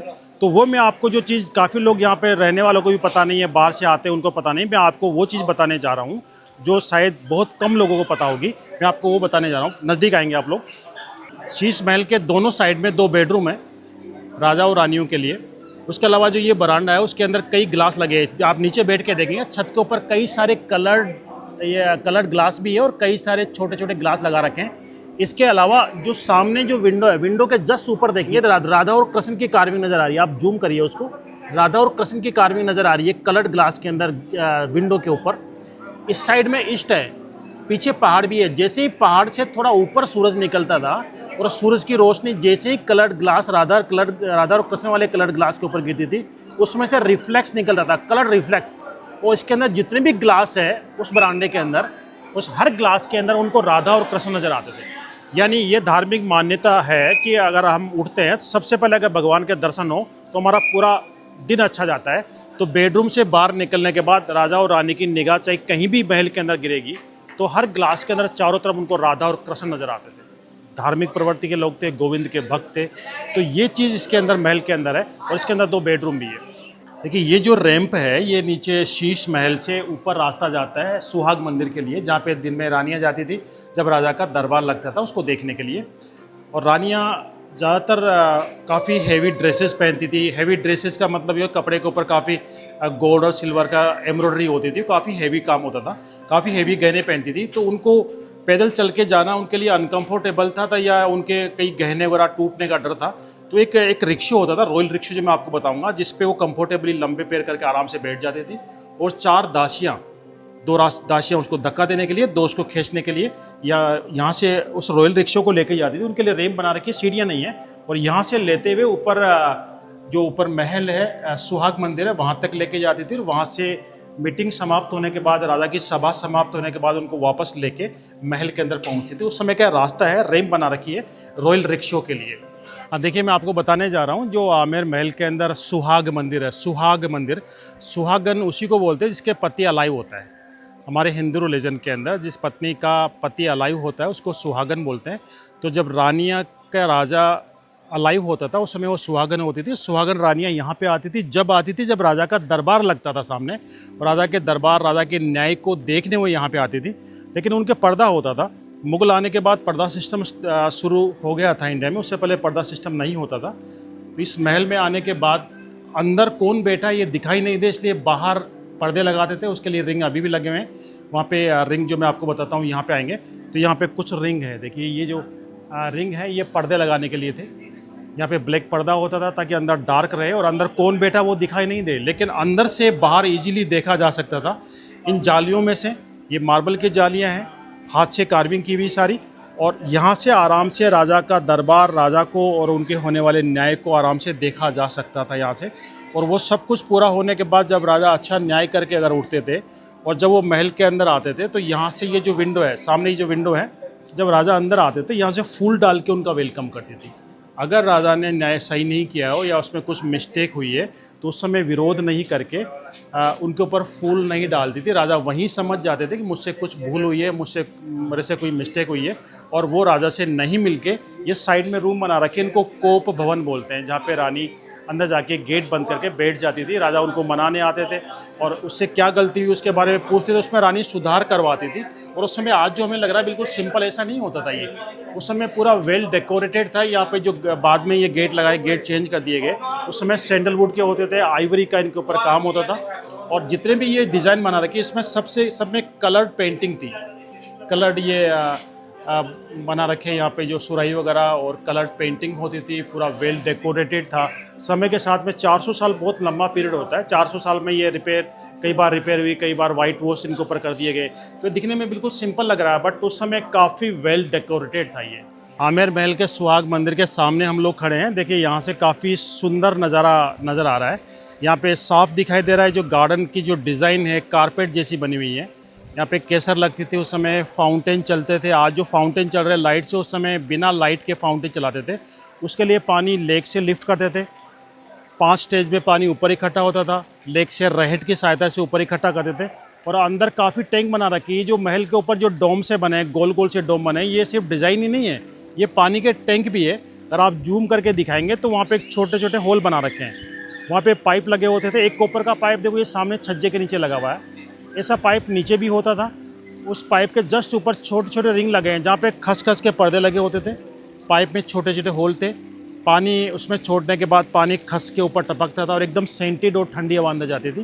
तो वो गर्मी में ठंडा रहता था और सर्दी के अंदर खस खस के पर्दे चेंज करके कपड़े के मोटे पर्दे लगाते थे ना, वो अंदर दीपक जलाते थे। दीपक की रोशनी से वो ग्लास गर्म होता था और पूरा महल वार्म रहता था। सर्दी और गर्मी दोनों में वो महल यूज़ करते थे। देखिए 400 साल पहले ये महल बना था, लेकिन आज भी अच्छी तरीके से खड़ा है। इसके पीछे सिर्फ इसकी डिज़ाइन ही नहीं है, इसकी बनाने वाले जो कारीगर थे उन्होंने किस मजबूती से इस महल को बनाया था वो आपको साफ दिखाई दे रहा है। दीवारों के साइड में जो छज्जे बना रखे हैं, हर दीवार के पास साइड में छज्जे हैं ताकि पानी दीवार के पास में गिरे नहीं और दीवार को नुकसान नहीं पहुंचाए। और जितने भी ये छज्जे बना रखे हैं देखिए पत्थरों के हैं और इनको जॉइंट करने के लिए पत्थरों के बीच में होल करके और यहाँ पे लोहे की क्लिप लगा रखी है। सबके अंदर क्लिप लगी हुई है ताकि ये बिखरे नहीं, इसमें दरारें नहीं आए, वो बना रखी है सारी। इसी वजह से इनकी लॉन्ग लाइफ होती है। 400 साल पुराना ये महल है, हो सकता है 4000 साल बाद भी वैसे का वैसे रहे। तो ये पुरानी एक सिर्फ सुंदरता नहीं है, ये इसके पीछे कितनी सुदृढ़ता है वो भी आपके सामने साफ दिखाई दे रही है। अगर हम लोग वहाँ पे खड़े हैं जो सुख मंदिर है, जहाँ पे दिन में रानियाँ बैठती थी, गर्मी के अंदर, बारिश के अंदर, जहाँ पे बैठने से सुख मिलता हो। वो सुख कैसे मिलता था मैं आपको आगे बताऊँगा, लेकिन एक बार पहले ये बताऊँगा। ये रिफ्लेक्स आ रहा है ग्लास का, इसके अंदर देखेंगे एक व्हील चेयर है, वुडन की बनी हुई है, सैंडलवुड की है, इसके ऊपर गोल्ड का काम किया हुआ है। ये काफ़ी कंफर्टेबल रानी के बैठने के लिए जगह है। जब रानी काफ़ी भारी भरकम गहने और कपड़े पहनती थी, इस पर जरी का काम होता था। इसको 4 दासियाँ, 2 आगे से पकड़ती थी और 2 पीछे से, और महल के हर क्षेत्र में, हर कोने में रानी को बिठा के लेके जाती थी, क्योंकि उनके चलने के साथ में उनके जो मोती लगे होते थे उनके कपड़े में, या जो ज्वेलरी होती थी, उनका टूटने का डर था। बहुत भारी भरकम ड्रेस होती थी। तो इस तरह की रॉयल रिक्शो, जो वुडन रॉयल रिक्शो है, सैंडलवुड की बनी हुई थी, इस पर कंफर्टेबली रानी बैठ जाती थी और 4 सर्वेंट लेडीज़ को लेके महल में जाती थी। अब मैं आपको दिखाने जा रहा हूँ सुख मंदिर, जहाँ पे बैठने से सुख मिलता था। ये सुख कैसे मिलता था? देखिए बारिश के अंदर जब बारिश होती थी, चारों तरफ से पूरी छत का पानी वहाँ सामने से इकट्ठा होकर ऊपर से झरने की तरह यहाँ पे आता था। और देखिए दोनों तरफ जो जालियाँ लगा रखी है उसमें पीछे विंडो है। जैसे विंडो को खोलते थे हवा प्रेशर से आती थी, दोनों तरफ पानी की फव्वार चलती थी और उससे हवा एकदम ठंडी और ठंडी हवा आती थी। और कुछ पानी सामने से जो मार्बल का जिग जैग बना उससे लुढ़कता हुआ आता था, यहाँ से पानी आता था। ये ग्लास यहाँ पे लगा दिए, यहाँ पे लहर की तरह डिज़ाइन बना रखी है। और दिन में रानी यहाँ पे झूला झूलती थी। ऊपर देखिए 4 कड़े लगे हैं, झूले पे बैठती थी और झूले झूलते हुए रानी जब ग्लास के अंदर देखती थी, ऐसा लगता है जैसे पानी बह रहा है, नदी बह रही है नीचे और लहरें चल रही है और नदी के ऊपर रानी झूला झूल रही है। इस ग्लास के अंदर साफ दिखाई देता था। और वो पानी यहाँ से आगे आने के बाद देखिए यहाँ पे जो मार्बल के जिग जैग बना रखे हैं, ये इस तरह की डिज़ाइन बना रखी है ताकि पानी एकदम से नहीं जाए। इनमें एक एक करके भर के जब पानी आगे लुढ़कता था, ऐसा लगता है जैसे मोती लुढ़क रहे हों। सूरज की रोशनी जैसे ही इसके ऊपर गिरती थी, कलर्ड रोशनी लगती थी और वो जो पानी एक एक करके बूंद की तरह आगे बढ़ता था, वो जैसे मोती लुढ़क रहे हो ऐसा एहसास होता था। और वो सेम वो सारा पानी गार्डन की सप्लाई में काम आता था, यानी उससे फव्वारे भी चलते थे, उस पानी से झरने की तरह भी एहसास होता था। उस तरह से डिज़ाइन मोती लुढ़कने की डिज़ाइन भी होती थी और वो पानी गार्डन के लिए भी काम आता था। यानी पानी को वेस्ट नहीं करते थे और सारा उसका लुफ्त भी उठाते थे। और सुख मंदिर था ये, यहाँ पे बैठने से सुख मिलता था। हाँ देखिए सुख मंदिर के जो गेट थे, हालांकि समय के साथ में गेट टूट गए। एक गेट जो बाकी बचा हुआ है इसको थोड़ा सेव कर रहा है, मैं आपको बता रहा हूँ। ये सैंडलवुड के पूरे महल के अंदर गेट होते थे और गेट पे जो डिज़ाइन की हुई है देखिए, ये आइवरी का काम है। ये पूरा वाइट जो है आइवरी है, हाथी दांत को आइवरी बोलते हैं, ये आइवरी है। और इसके गेट पे जो डिज़ाइन है वो वही डिज़ाइन है जो गार्डन के अंदर है। गार्डन वाली जो डिज़ाइन है वही डिज़ाइन गेट के ऊपर है। यानी महल के अंदर जितने भी गेट थे सब में अलग अलग तरह की डिज़ाइन थी। किसी में गार्डन की डिज़ाइन थी, किसी गेट पे गणेश पोल की डिज़ाइन थी, किसी गेट पे सिंह पोल की डिज़ाइन थी, किसी गेट के ऊपर सुख मंदिर की डिज़ाइन थी, किसी गेट के ऊपर शीश महल की डिज़ाइन थी। इस तरह से हर गेट पे हर पॉइंट की अलग अलग डिज़ाइन होती थी और सैंडलवुड के थे, आइवरी का काम इनके ऊपर किया हुआ था। और जितने भी ये कलर देख रहे हो आप, इसके अंदर कलर्ड सुराही वगैरह बना रखी है। यहाँ पे कलर्ड ग्लास लगे हुए होते थे। ये जो फूल पत्तियाँ बेल बनी हुई, यहाँ पे कलर पेंटिंग थी। समय के साथ में कई बार रिपेयर किया गया, ग्लास निकल गए और इस पर वाइट पेंट करते करते बिल्कुल सिंपल लग रहा है, लेकिन उस समय पूरा वेल डेकोरेट था, वेल पेंटेड था। ये बहुत सुंदर महल था। 400 साल पहले अगर हम अपना घर 4 साल के लिए भी छोड़ के अगर कहीं चले जाते हैं तो 4 साल में हमारे घर की क्या हालत हो जाती है हम समझ सकते हैं। तो ये तो 400 साल पुराने महल है, 400 साल बाद भी इस पोजीशन में अगर ये है तो ये भी बहुत बड़ी बात मानता हूँ मैं। देखिए आमेर महल का वो सबसे पुराना पार्ट जो सबसे पहले राजा मान सिंह ने बनाया था, आमेर महल मान सिंह ने बनाया था, लेकिन समय के साथ में उसके बाद के जो राजा थे, उनके वंशज थे, उनमें कुछ परिवर्तन किया, कुछ अपनी तरफ से बनाया, तो एक विस्तृत आमेर महल बन गया है। राजा मान सिंह ने जो महल का पीछे वाला पार्ट और फ्रंट पार्ट बनाया था, उस समय पीछे वाला पार्ट अपनी रानियों के लिए बनाया था। इसको मान सिंह महल बोलते हैं और जनाना डोडी भी इसको बोलते हैं। यहाँ पे कोई दूसरा जेंट्स अलाउ नहीं था, यहाँ पे सिर्फ लेडीज़ ही आ सकती थी। चारों तरफ ऊपर मैं दिखाऊंगा आपको, चारों तरफ छतरियाँ बना रखी है जहाँ पे उनके सुरक्षा गार्ड होते हैं, लेकिन सुरक्षा गार्ड कोई मेल नहीं होते थे, वो फीमेल भी नहीं होती थी, वो यूनक होते थे, हिंजड़े होते थे। वो आदमी की तरह स्ट्रॉन्ग होते थे लेकिन आदमी नहीं होते थे, इसलिए उनकी सुरक्षा के लिए जो गार्ड होते थे वो यूनक होते थे, हिंजड़े होते थे। ये एक रानी का महल है और महाराजा मान सिंह के 12 रानियाँ थी। 12 रानियों के लिए 12 सेपरेट महल बना रखे हैं। देखिए ये एक रानी का महल है, डबल स्टोरी है, ग्राउंड फ्लोर है और फर्स्ट फ्लोर है। ग्राउंड फ्लोर विंटर में और फर्स्ट फ्लोर समर में यूज़ करते थे। समर में फर्स्ट फ्लोर इसलिए यूज़ करते थे क्योंकि वो मैंने आपको बाहर सिस्टम बताया था, वो जो रिंग लगा रखे हैं वहाँ पे खस के पर्दे होते थे, पानी के लिए पाइप लगे होते थे, पानी में होल थे, पानी टपकता, वो ठंडी हवा अंदर जाती थी और विंटर में नीचे रहती थी। और देखिए आंगन के अंदर जो ये बना रखे यहाँ पे फाउंटेन चलता था। हर रानी के जो अहाता होता था, महल के सामने जो ग्राउंड होता है उसको अहाता बोलते हैं, उसके अंदर फाउंटेन भी चलते थे यहाँ पे, तो यहाँ पे फाउंटेन भी चलते थे। और देखिए एक रानी का महल ये है, इस तरह से आप आगे आएंगे, यहाँ पे आगे आएंगे, ये एक दूसरी रानी का जो पार्ट आता है, महल आ जाता है। इसके बाद दीवार के बाद में तीसरी रानी का है, यानी इस लाइन में 3 रानियों के महल हैं। इसके अपोजिट साइड में आप जाएंगे तो सामने फिर 3 गेट है, वहाँ पे 3 रानियों के उधर थे, 3 रानियों के इधर थे और 3 रानियों का इधर, यानी टोटल 12 रानियाँ थी। 12 रानियों के लिए 12 महल बना रखे हैं और ये 12 दरी है। वो रानियों के लिए महल था, राजा का महल नहीं था। और राजा ज़्यादातर अपने समय में युद्ध में बिजी रहते थे, अपने लिए कोई महल नहीं बनाया था, लेकिन हर रानी से मिलने के लिए अलग अलग सीढ़ियाँ पीछे की तरफ बना रखी है। ये सीक्रेट रहता था, रानी किसी एक दूसरे के महल में अलाउ नहीं थी, ये उनके लिए प्रोहिबिटेड था, क्योंकि ये सीक्रेट रहता था कि राजा किस रानी के महल में, राजा एक थे, रानियाँ 12 थी, तो किस रानी के महल में युद्ध से आए हो, किस रानी के महल में बाकी 11 को पता नहीं होता था कि उनको ज्वेल्स ही नहीं हो। और दिन में एक दूसरे के महल में वो मिलना उनका अलाउ नहीं था। दिन में अगर उनको मिलना हो, किसी से बात करना हो, तो उनके लिए अलग से स्पेस बना रखा था बीच में, इसको 12 दरी बोलते हैं। 12 दरी का मतलब 12 नहीं होता है, 12 दरी जहाँ पे काफ़ी जो प्रबुद्ध लोग होते हैं बैठते थे, मीटिंग करते थे, एक दूसरे के साथ बात करते थे, चेस खेलते थे, उसको 12 दरी बोलते हैं। ये 12 दरी में रानियाँ आती थी और इसके चारों तरफ उनकी दासियाँ होती थी, हाथ में पानी के गिलास ट्रे में और हाथ में पंखे लेके, क्योंकि वो रानियाँ की पीहर के आने वाली दासियाँ होती थी, उनके हाथ से ही बना हुआ खाना वो खाती थी, उनके हाथ का ही पानी पीती थी, दूसरी किसी का विश्वास नहीं करती। उस समय षड्यंत्र भी बहुत चलते थे। राजा की कई रानियाँ होती थी, पहली रानी को पटरानी का दर्जा होता था, बाकी रानियाँ साधारण रानियाँ होती थी।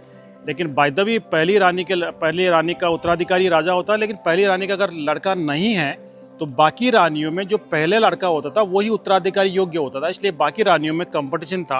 अगर 4 रानियों को एक साथ प्रेग्नेंट है तो वो चाहती थी कि पहले मेरे बच्चा हो और वो लड़का हो, ताकि मेरा बच्चा राजा बने, मैं राजमाता बनूं। तो अगर इस तरह की परिस्थिति होती, 4 रानी एक साथ प्रेग्नेंट है, 3 रानी एक साथ प्रेग्नेंट है, तो वो समझती थी कि बाकी रानियों से पहले मेरे बच्चा हो, अगर नहीं भी हो तो कम से कम उनका गर्भ गिर जाए। खाने पीने में कुछ मिला के उनको खिलाने की कोशिश करती थी। षड्यंत्र भी सदियों से चलते आ रहे हैं। तो ये एक दूसरे के हाथ की दासियों के हाथ का पानी भी नहीं पीती थी, अपने विश्वास पर पीहर से आई हुई दासियाँ थी, उनका हाथ का खाना खाती थी, उनका हाथ का पानी पीती थी। उनसे अगर मिलना हो तो एक जगह आके यहाँ पे 12 दरी मिलती थी। आमेर महल के उस भाग में हम लोग खड़े हैं जहाँ से सुरंग जाती है जयगढ़ फोर्ट के लिए, और ये लिखा भी है, देखिए सुरंग जो मध्यकालीन महलों में सुरंग होती थी, कहानियों में पढ़ा होगा आपने, लेकिन आज आप लाइव देखेंगे सुरंग कैसी होती है, कैसे बनाई जाती थी, कितनी मजबूत ये होती थी, वो आपके सामने। यहाँ आमेर फोर्ट से जयगढ़ लगभग 1.5 से 2 किलोमीटर दूर है और यहाँ से सुरंग के में 3 रास्ते आके मिलते हैं। एक जो ये सामने छोटा रास्ता दिख रहा है बाहर से, लगता नहीं है सुरंग में जाएगा, एक इससे थोड़ा आगे और एक इसके पीछे, 3 रास्ते सुरंग में आके मिलते हैं। अंदर बहुत बड़ी सुरंग है, बहुत चौड़ी है, और वहाँ से उसमें डोलियाँ रखी होती थी। डोली में बिठा के रानी को, रॉयल लेडीज़ को, लड़की रॉयल किड्स को यहाँ से बिठा के सीधे सुरक्षित जगह जयगढ़ फोर्ट में लेके जाते थे, क्योंकि जयगढ़ फोर्ट सैनिक छावनी थी, वहाँ पे आर्मी रहती थी, वो ज़्यादा सुरक्षित थी। ये टनल कैसी होती है मैं आपको बताने जा रहा हूँ। देखिए हम लोग टनल में जा रहे हैं। इसमें यहाँ से बाहर से दिखने में एकदम ये छोटी सकड़ी जगह लगती है, लेकिन जो हम लोग अंदर जाएंगे, हम नीचे जाते जाएंगे और नीचे जाने के बाद फिर धीरे धीरे ये टनल ऊपर की तरफ जाती है जयगढ़ फोर्ट की तरफ। यहाँ से काफ़ी छोटे रास्ते दिखाई दे रहे हैं, देखिए जाते जाएंगे हम लोग अंदर।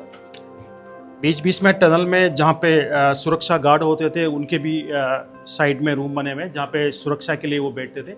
ये सुरक्षा गार्ड के लिए थे, जो अभी जेल के जैसे लग रहा है। यहाँ पे बीच बीच में सुरक्षा गार्ड बैठे होते थे। और अंदर हम जाएंगे।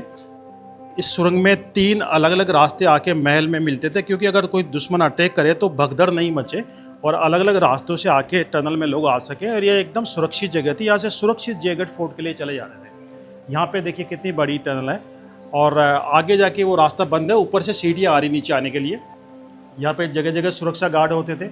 और यहाँ पे देखिए मैं आपको दिखाऊंगा कि कितनी मोटी दीवारें हैं। ये यहाँ पे सुरक्षा गार्ड के लिए थी, ये मोटी दीवारें हैं। देखिए दीवारें कितनी, करीब 10 से भी चौड़ी, 10 फीट से ज़्यादा चौड़ी दीवार है। और ये सनलाइट के लिए बना रखे थे, बहुत मजबूत है। उस समय तोपों का भी असर इस पर नहीं होता था। और यहाँ से सीधा ये रास्ता जयगढ़ फोर्ट की तरफ जाता है, इस साइड में जाता है। यहाँ से धीरे धीरे आगे बढ़ेंगे। उस समय अभी ये लाइट यहाँ पे जल रही है, उस समय लाइट नहीं होती थी।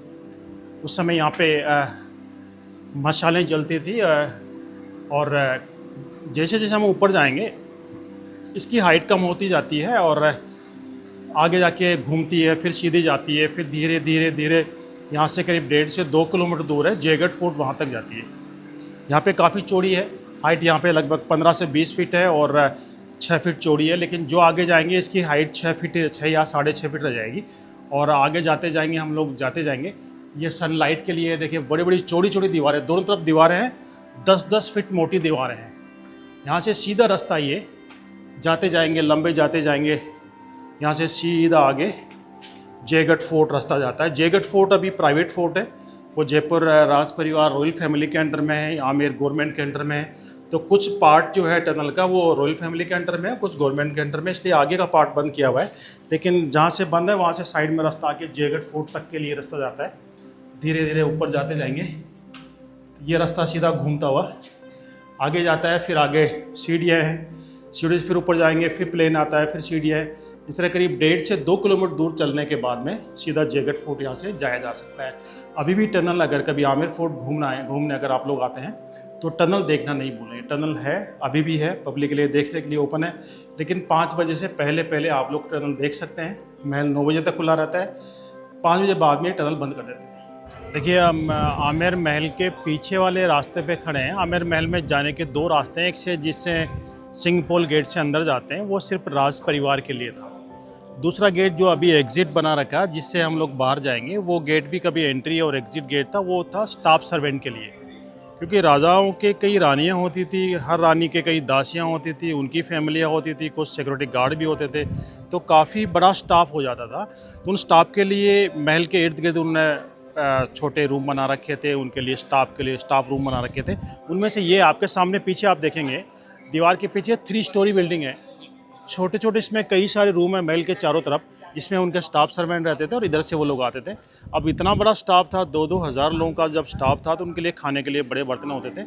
ये पुरानी इस तरह के बर्तन होते थे, जो हालांकि ये बर्तन ओरिजिनल नहीं है, ये बर्तन बाद में यहाँ पे रखे गए थे। यहाँ पे एक जोधा अकबर करके एक सीरियल की शूटिंग हुई थी, उस समय कुछ बर्तन लेके आए थे, वो बर्तन हैं यहाँ पे। इस तरह के बड़े बर्तन होते थे जहाँ पे स्टाफ का खाना बनता था, एक साथ 2-2 हज़ार लोगों का दाल बनाना, सब्जी बनाना या चावल वगैरह, तो बड़े बर्तन होते थे। और ये इस तरह के मटके होते। देखिए मटके जो है, मिट्टी का मटका है, ये महल के अंदर कच्चा जो आंगन होता है उसमें आधा ज़मीन में दबा के रखते थे, गाड़ के रखते थे, और आधा बाहर होता था। अगर पूरा खड़ा रखेंगे तो ये खड़ा रह नहीं पाएगा, ये उल्टा है, उसमें पानी निकालना भी मुश्किल होता था। हाइट काफ़ी इसके 6 फीट के आसपास है, तो ज़मीन में आधा गाड़ के रखते थे, आधा बाहर, ताकि पानी इजीली निकाल सके। और उससे पानी ठंडा भी रहता था अंदर, अगर ज़मीन आधा ज़मीन के अंदर, तो ठंडा भी रहता था। और जोधा अकबर की जो फिल्म की शूटिंग हुई थी, उस समय इसके अंदर आमेर महल के अंदर एक किचन थी। यहाँ पे बहुत बड़ी किचन है, जो पहले शाही रसोड़ा जिसको बोलते थे। और उस समय जोधा अकबर फिल्म के शूटिंग के टाइम में ये किचन खोली गई थी। इसमें पुराने रियल वो बड़े बड़े बर्तन थे, बड़े बड़े थाल थे, कटोरियाँ थी जो शाही लोगों के लिए खाना खाने काम आती थी, उस समय के लिए खोला गया था और उसमें शूटिंग में इसको शूट किया गया था। तो ये पार्ट जो है किले का महल वाला पीछे वाला पार्ट है, जहाँ पे स्टाफ सर्वेंट आते जाते थे, उनके किस तरह के बर्तन होते थे। कुछ जो बर्तन बाहर रखे वो मैं आपको दिखा रहा हूँ। मेरा नाम है भंवर सिंह राजावत और मैं जयपुर में निवास करता हूँ। मैं गाइड हूँ और मेरा मोबाइल नंबर है 9414279945। मैं एक बार और वापस रिपीट करता हूँ, 9414279945। ये मेरे मोबाइल नंबर है और मैं यहाँ पे गाइड हूँ। पिछले करीब 35 ईयर से मैं एज ए गाइड काम कर रहा हूँ यहाँ पे, और मैं पूरा जयपुर साइट सीन भी करता हूँ। अगर आप कभी जयपुर घूमने आने का आपका प्लान हो तो आप मेरे से कांटेक्ट कर सकते हैं, लेकिन आपको कम से कम 2 हफ्ते पहले कांटेक्ट करना पड़ेगा, क्योंकि मैं कई ट्रैवल कंपनियों से भी जुड़ा हुआ हूँ, उनका काम भी करता हूँ। तो हो सकता है आप कभी आए अचानक फ़ोन करें, मैं उनके साथ बिजी हूँ, तो कम से कम आपको समय लेने के लिए 2 सप्ताह पहले मेरे को फ़ोन करना पड़ेगा। तो मैं आपको पूरा जयपुर भी दर्शन करा सकता हूँ, जयपुर साइट सीन भी करा सकता हूँ, और बहुत सुंदर जयपुर है। जयपुर अगर आपको अभी आप घूमने आए तो कम से कम 2 दिन का समय निकाल के आएँ। वैसे जयपुर पूरा घूमने में 3 दिन लगते हैं, लेकिन कम से कम 2 दिन का समय आप निकाल के आएँ।